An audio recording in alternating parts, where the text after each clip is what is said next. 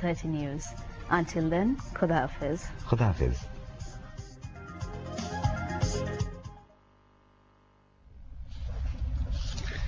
সুধী দর্শক মন্ডলী, এখন দেখবেন ইন্টারন্যাশনাল কাস্টমস ডে 2016 উপলক্ষে বিশেষ অনুষ্ঠান। উপস্থাপনা জাকিয়া তাজিন। অনুষ্ঠানটি প্রযোজনা করেছেন ফজলে আজিম জুয়েল।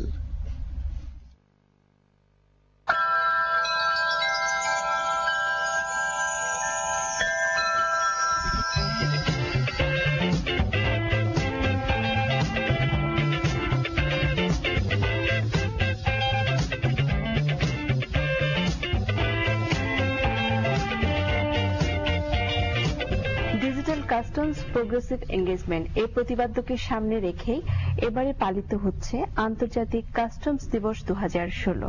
এই উপলক্ষে বাংলাদেশ টেলিভিশনের বিশেষ আয়োজনে আপনাদের সবাইকে স্বাগত জানাচ্ছি জাকিয়া তাজিন। প্রিয় দর্শক, আজ আমাদের সঙ্গে অতিথি হিসেবে উপস্থিত রয়েছেন জনাব মোহাম্মদ নজিবুর রহমান, সচিব অভ্যন্তরীণ সম্পদ বিভাগ, অর্থ মন্ত্রণালয় এবং চেয়ারম্যান জাতীয় রাজস্ব বোর্ড। সেই সঙ্গে রয়েছেন জনাব ব্যারিস্টার জাহাঙ্গীর হোসেন, সদস্য মূল্য সংযোজন কর নীতি, জাতীয় রাজস্ব বোর্ড, এবং ডক্টর আহসান মনসুর, নির্বাহী পরিচালক, পলিসি রিসার্চ ইনস্টিটিউট। আপনাদের সবাইকে স্বাগত আমাদের আজকের এই বিশেষ আয়োজনে, আজকের এই বিশেষ দিনটিতে, স্পেশালি যেহেতু কাস্টমস ডে এবং স্লোগানটা এবারে digital customs progressive engagement. Chairman সাহেব, আপনাকে প্রথমেই জিজ্ঞেস করতে চাইছি এই স্লোগানটা সম্পর্কে, why is it's digital customs and the progressive engagement? ধন্যবাদ আপনাকে। আমি শুরুতেই আমাদের সম্মানিত দর্শকদের আন্তর্জাতিক কাস্টম দিবসের শুভেচ্ছা জানাচ্ছি। আপনারা জানেন যে প্রতি বছরই আমরা 24শে জানুয়ারি আন্তর্জাতিক কাস্টম দিবস আমরা উদযাপন করি এবং এটা মূল ঘোষণাটা আসে ব্রাসেলসে অবস্থিত যে ওয়ার্ল্ড কাস্টমস অর্গানাইজেশন, পৃথিবীর যত কাস্টমস প্রশাসন আছে তার শীর্ষ সংস্থা হচ্ছে ওয়ার্ল্ড কাস্টমস অর্গানাইজেশন। তাদের নির্দেশনায় এই স্লোগানটা বা থিমটা আসে। এবছর ডিজিটাল কাস্টমস প্রোগ্রেসিভ এঙ্গেজমেন্ট, যেটাকে আমরা বাংলায় করেছি ডিজিটাল কাস্টমস ক্রমবর্ধমান সংযোগ। আপনারা জানেন যে দুটো বিষয় এর মধ্যে জড়িত, একটা হচ্ছে কাস্টমস এবং আরেকটা হচ্ছে বিশ্ব বাণিজ্য। তো কাস্টমস নিজেই কিন্তু একটা, আমরা যেটা বলি, একটা বৈশ্বিক সংস্থা, কারণ কাস্টমসে যত কাজ হয় এগুলা হচ্ছে যে বিভিন্ন ট্রান্স বর্ডার অ্যাক্টিভিটিস নিয়ে কাস্টমস কাজ করে।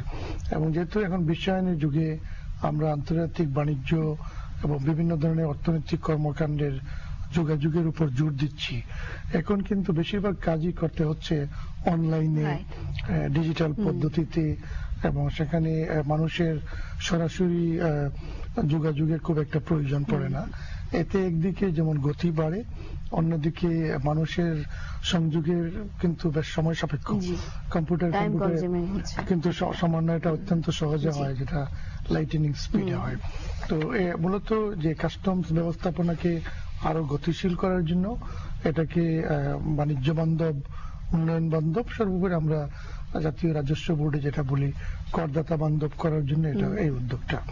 ডিজিটাল কাস্টমসের এই স্লোগানটা আমাদেরকে বিশেষভাবে উৎসাহিত করেছে, কারণ এটা এসছে বাংলাদেশে, যেখানে আমরা প্রায় গত 9 বছর ধরে ডিজিটাল বাংলাদেশের স্লোগানটা নিচ্ছি। সেখানে কিন্তু এই বাংলাদেশ যে ডিজিটাল ক্ষেত্রে একটি অগ্রণী ভূমিকা নিচ্ছে, পথ প্রদর্শকের দায়িত্ব পালন করছে, সেটা পরিস্ফুটিত হয়েছে। এবং বিশ্ব কিন্তু ডিজিটাইজ একটা একই স্লোগানে চলছে। আমরা কিন্তু মানে একদম ওয়ার্ল্ড যেদিকে যাচ্ছে ওই দিকেই যাচ্ছে, ওয়ার্ল্ড ট্রেন্ড। বাংলাদেশ কাস্টমসে, বিশেষ করে জাতীয় রাজস্ব বোর্ড বা এনবিআর এ, আমরা গত বছর জানুয়ারি মাস থেকে কিন্তু ডিজিটাল পদ্ধতি বেশিরভাগ কাজই করছি। বিশেষ করে আমরা আমাদের করদাতাদের সাথে যত যোগাযোগ, আমরা ওয়েবসাইটে, ফেসবুক, টুইটার এবং এমনকি আমাদের ইমেল গ্রুপের মাধ্যমে আমরা এই কাজটা করি। ব্রাসেলসে আমাদের একজন সহকর্মী কাজ করেন, ঠিক তেমনি আমাদের প্রত্যন্ত অঞ্চলে বেনাপুলে আরেকজন সহকর্মী কাজ করেন। আমাদের এই ডিজিটাল পদ্ধতিতে আমরা কিন্তু গত বছর জুলাই মাসে আমরা একটা স্লোগান দিয়েছিলাম, ফ্রম ব্রাসেলস টু বেনাপুল, যে আমরা সবাই ডিজিটাল পদ্ধতিতে কাজ করবো। তো বাংলাদেশের সামগ্রিক প্রেক্ষাপটে এই স্লোগানটা আমাদের জন্য খুবই প্রাসঙ্গিক, এবং মাননীয় প্রধানমন্ত্রী যে ডিজিটাল বাংলাদেশের যে স্লোগান সেটার সাথে খুব সম্পর্কিত। এই জন্য এবারে আমরা অত্যন্ত উৎসাহ উদ্দীপনা এবং উৎসবমুখর পরিবেশে এই দিবসটা উদযাপন করব। আবারও আসছি আপনার কাছে জনাব জাহাঙ্গীর সাহেব, আপনি নীতি নির্ধারণ পর্যায়ে আছেন, ভ্যাটে আছেন, এবং বোথ দ্য সেম থিং। একটু যদি জানতে চাই, স্যার যেটা বলছিলেন যে ইন্টারন্যাশনাল ট্রেন্ডের সাথে কিন্তু আমরা আমাদের বিজনেস ট্রেন্ড, আই মিন সরকার 5 বছরের একটা বড় পরিকল্পনা দিয়েছে, 10 বছরের দিচ্ছে, এবং আমরা 2041 পর্যন্ত একটা ভিশনে আছি। এবং আপনি জানেন বা আমরা গত বছরটা আমাদের জন্য খুব লাকি ইয়ার ছিল, যেহেতু ইউএনএ বাংলাদেশ খুব প্রশংসিত হয়েছে আমাদের ইন্টারনাল যে কাজগুলোর জন্য, অনেকভাবে অ্যাওয়ার্ডেড হয়েছেন মাননীয় প্রধানমন্ত্রী বাংলাদেশের রিপ্রেজেন্টেটিভ হিসেবে। এবং সবকিছুর মধ্যেই না বাংলাদেশের যে ডোমেস্টিক রেভিনিউ কালেকশনটা অনেক বেড়েছে বলে আমরা হয়তো অনেক স্টেপ নিজেরা নিতে পারছি। সেক্ষেত্রে এবারে আপনাদের প্রোগ্রাম পরিকল্পনাটা কি কি রাখছেন, আজ আপনারা কি কি করছেন? প্রকৃতপক্ষে আজকে আমাদের আমরা যে অনুষ্ঠান বা আমরা যে দিনটি উদযাপন করতে যাচ্ছি, এটির শুরু হবে প্রথমে আমাদের একটি র্যালি দিয়ে, এবং আমাদের মূল লক্ষ্য হবে যে ব্যবসা বাণিজ্যকে যতটা সহজতর করা যায়, এবং ব্যবসা বাণিজ্যের ক্ষেত্রে যে সমস্ত নিয়ম কানুন আছে সেগুলো যাতে খুব সহজেই সাধারণ মানুষ বুঝতে পারে, এবং কাস্টমস কর্মকর্তারা অথবা যে সমস্ত কর্মকর্তারা এই আমদানিকৃত পণ্য অথবা রপ্তানিতব্য পণ্য সেটা শুল্কায়ন খুব সহজে করতে পারে, এবং যারা এই ব্যবসা বাণিজ্যের সাথে জড়িত তাদেরকে যাতে কোনো রকম হয়রানির সম্মুখীন না হতে হয়, সে কারণেই আমরা আমাদের এই যে আইন এবং পদ্ধতি সেগুলোকে যতটা সহজ করা যায় সেটা করার চেষ্টা করছি, এবং যারা এই ব্যবসা বাণিজ্যের সাথে জড়িত তাদেরকে আমরা আমাদের এই বিষয়গুলো অবগত করার চেষ্টা করছি, যে একটি হয়রানিমুক্ত শুল্ক প্রশাসন, একটি হয়রানিমুক্ত কর প্রশাসন সেটা আমরা প্রতিষ্ঠা করতে চাই, এবং একই সাথে আমরা এই বার্তাটি তাদের কাছে দিতে চাই যে জনগণ যে উন্নয়ন আশা করছে সেই উন্নয়ন করতে গেলে রাজস্বের কোনো বিকল্প নেই, এবং রাজস্ব যদি আমরা যথাযথভাবে আদায় করতে পারি তাহলে এর সুবিধা ব্যাপক। যেমন আমরা যদি যে সমস্ত পণ্য আমদানি করা হয় সেটা যদি যথাযথভাবে রাজস্ব আদায় করতে পারি তাহলে একদিকে যেমন জনগণ তথা রাষ্ট্র উপকৃত হয় যথাযথ পরিমাণ রাজস্ব আদায়ের মাধ্যমে, একইভাবে যদি আমরা রাজস্ব যথাযথভাবে আদায় করতে চাই তাহলে যে পণ্য আমদানি করা হবে সে পণ্যের যথাযথভাবে শুল্কায়ন করতে হবে, যথাযথ মূল্যায়ন নিশ্চিত করতে হবে, এবং যথাযথ শুল্ক হার নির্ধারণ করতে হবে।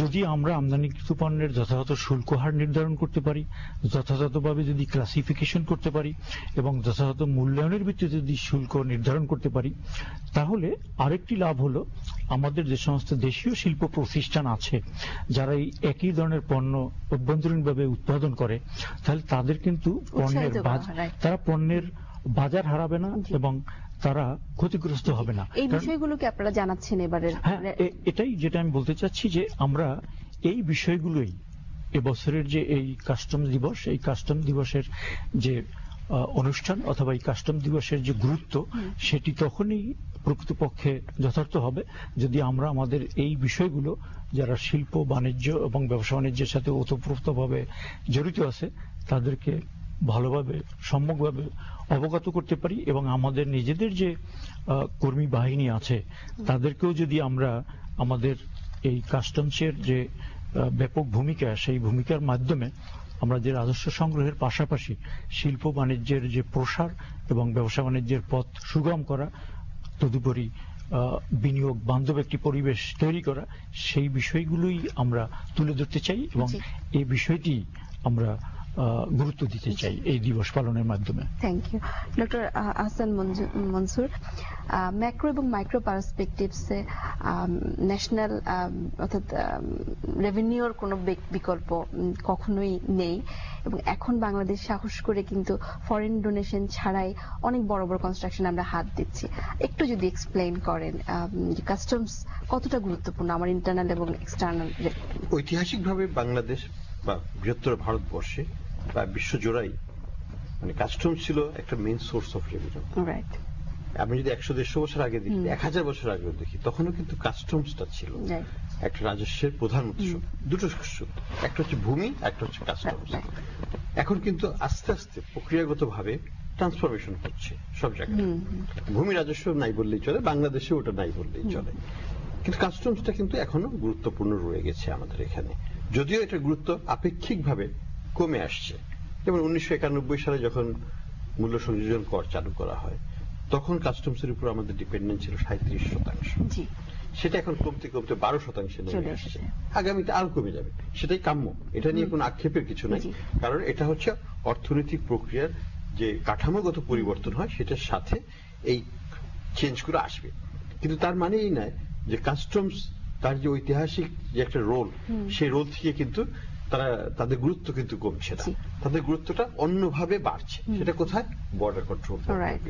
বর্ডার কন্ট্রোলটা কিন্তু খুবই গুরুত্বপূর্ণ। এটা দুটো কারণে খুব গুরুত্বপূর্ণ। একটা কারণ হচ্ছে বাণিজ্যের প্রসারণের জন্য, যেটাকে আমরা বলি ভেরি ইম্পর্টেন্ট রোল, যেটা ট্রেড ফ্যাসিলিটেশন কিভাবে করা যায়। কাস্টমস যদি সেটাকে ওই মডার্ন অ্যাঙ্গেলে ট্রেড ফ্যাসিলিটেশন না করে, তাহলে কিন্তু জাতীয় প্রবৃদ্ধি, অর্থনৈতিক প্রবৃদ্ধি কিন্তু আটকে যাবে। আমাদের সাধারণ হিসাবে বলে বিশ্বজোড়া যে প্রবৃদ্ধি যদি 1% হয়, ট্রেডের প্রবৃদ্ধি লাগে 2%। এটা কিন্তু ঐতিহাসিক একটা রুল অফ থাম। কাজে আমাদেরকে যদি 6% বা 7-8% প্রবৃদ্ধি হতে হয় জাতীয় আয়, আমাদের জাতীয় মানে আন্তর্জাতিক বাণিজ্যে বাংলাদেশের প্রবৃদ্ধিটা হতে হবে দ্বিগুণ, অর্থাৎ এখানে 8 হলে পরে 16 গুণ হতে হবে প্রকৃত মূল্যে। তো এটা একটা হিউজ চ্যালেঞ্জ, এবং এটা কিন্তু ফ্যাসিলিটেট করবে কাস্টমস। কাজে কাস্টমসের গুরুত্ব সেদিক থেকে আছে। আরেকটা দিক যেটা নতুন ভাবে উঠে এসেছে ইদানিং, সেটা হচ্ছে সন্ত্রাসী কার্যক্রম প্রতিরোধের ব্যাপারে, তেজস্ক্রিয়তা যেসব পদার্থে আছে সেগুলো প্রতিরোধের ব্যাপারে, ড্রাগ কন্ট্রোলের ব্যাপারে, মাদক পণ্য কন্ট্রোলের ব্যাপারে, এবং ফরেন এক্সচেঞ্জ কন্ট্রোল, যেটা বর্ডার পয়েন্টে, নট দ্য ইন্টারনাল কন্ট্রোল না, সেগুলোতেও কাস্টমসের ভূমিকা কিন্তু দিন দিন বাড়ছে। যে টেরর ফাইন্যান্সিং এর ইস্যু, এখানে কাস্টমসের একটা বিরাট একটা গুরুত্ব আছে। কাজে কাস্টমসের ঐতিহাসিক রোল থেকে কাস্টমস আস্তে আস্তে রিফর্ম হচ্ছে, কিন্তু কাস্টমসের গুরুত্ব অন্যভাবে বাড়ছে। হয়তো রেভিনিউ পয়েন্ট অফ ভিউ থেকে এটার গুরুত্ব আস্তে আস্তে আরো কমতে থাকবে, এবং রাজস্ব আমরা আদায় করব এবং এনবিআর আদায় করবে, এটা আভ্যন্তরীণ খাত থেকে বেশি হবে, বৈদেশিক খাত থেকে অতখানি নয়। এখানে আমাদের এই ভ্যাটের একটা রোল, বিরাট একটা রোল। ভ্যাট এখন 37-38% আদায় করে, এবং ইনকাম ট্যাক্স থেকে বেশি টার্গেটেড এখন ভ্যাট। ইনকাম ট্যাক্স থেকে 37-38% মতো আসে।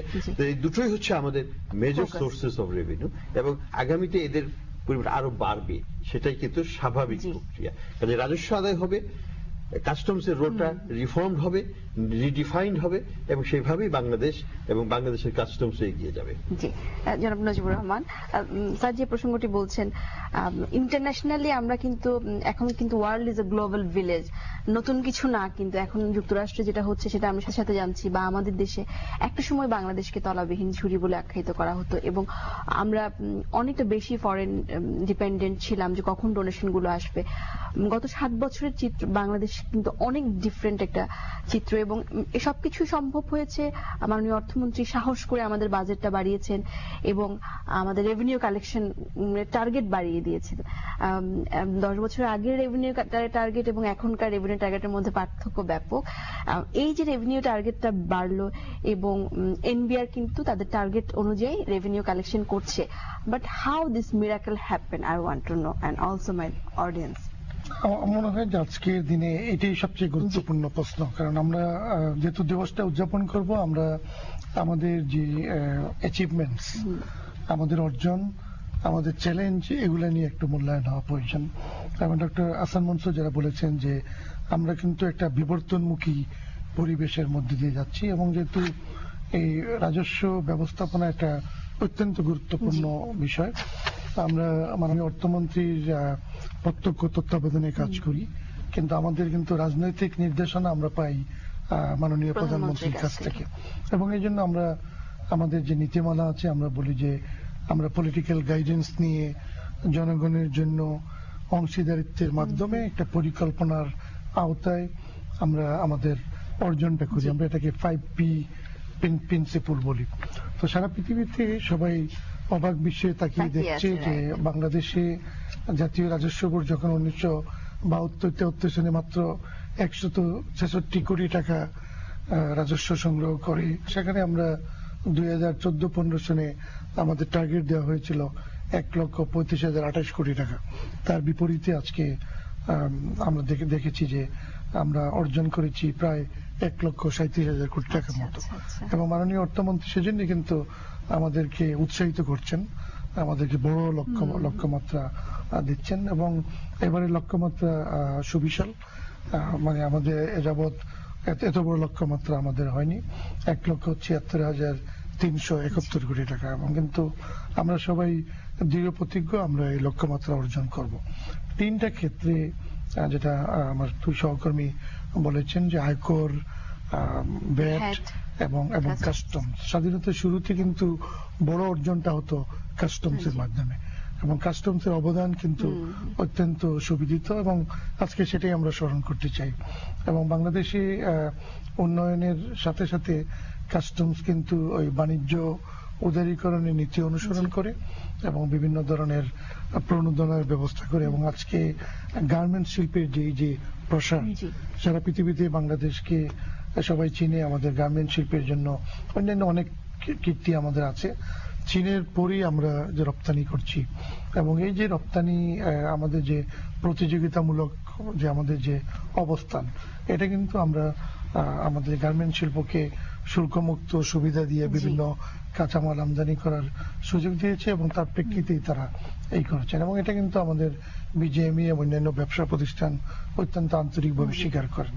যে বিষয়টাতে আমি আসছি যে এখনকার যে চ্যালেঞ্জটা, এটা হচ্ছে যে বড় চ্যালেঞ্জ। আমরা আবার বিশ্বাস করি যে every challenge brings an opportunity. তা আমাদের জন্য এটা অপরচুনিটি হিসেবে আসছে। আমরা আগে যতটুকু পার্টনারশিপের